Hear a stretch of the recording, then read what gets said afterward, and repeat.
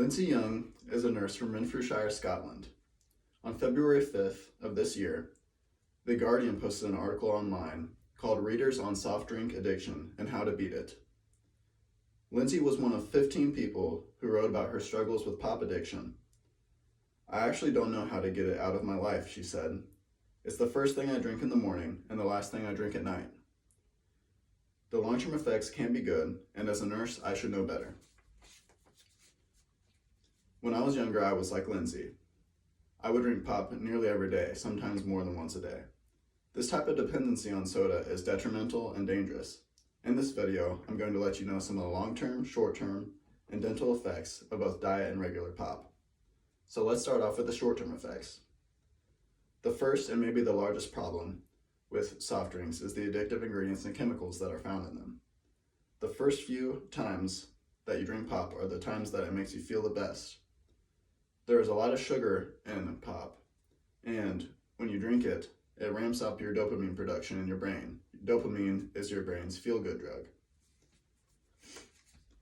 Caffeine is also found in many of the most popular soft drinks, and it is very addictive. It can be found in Pepsi, Coke, Mountain Dew, and many more. There's not enough caffeine in soda to have much of an impact on your health, but it definitely adds to the addiction aspect. It's better to drink a cup of coffee than soda because unlike soda, which is loaded with sugar and other chemicals, you will not find added sugar in coffee unless you add it yourself. And there are not bad chemicals, but rather good ones, and coffee is an antibiotic. So now let's look at some of the long-term effects of soft drink consumption. Repeated consumption of soft drinks has been linked to increased rates of obesity. On December 13th, 2014, Giacomo Dorigo wrote an article called Coca-Cola, Negative Effects on Our Body on flipper.org. He stated that in a study of 90,000 women for 8 years, those who drank at least 1 can of soda per day over 4 years were 10 pounds heavier on average than people who did not. This makes sense. If you drink water every day instead of soda, that would be less sugar and less calories in your diet. Type 2 diabetes is also a problem associated with drinking soft drinks.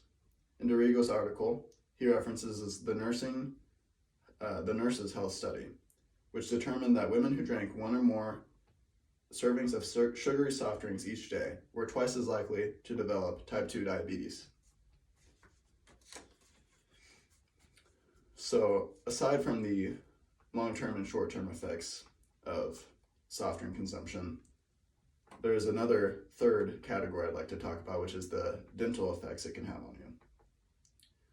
So let's think about the pH scale, which is our judge of acidity of every substance. To give you a reference, water on the pH scale is a 7, and battery acid is about 1. Would it surprise you to know that the pH of Coca-Cola and Pepsi is 2.3? That's a lot closer to the battery acid than the water. This is acidic enough to break down your enamel and rot your teeth. So as you can see, drinking soft drinks might not be the best route if you're trying to have a good smile. So let's look at a so-called healthier option of soft drinks. The name diet in diet soft drinks is misleading. Many lead to the same outcomes or equally bad different outcomes. Aspartame is found in many diet pops, and it has been linked to many ailments, including tardive dyskinesia, which is a disorder of uncontrolled muscle movements. Mike Ellman from Globe Life wrote 6 things that happen if you drink soda every day on February 15th, 2017. In this article, he cited a study from the 2015 Journal of American Geriatrics Society. In this study, they found that those who drink diet soda gained 3 times more belly fat than those who didn't. That doesn't sound like the result of a healthy diet to me. In conclusion, drinking soft drinks regularly is a habit that is hard to break and has some awful consequences. Impacts it can have on your short-term, long-term, and dental health are significant, and many Americans are finding this out when it's already too late.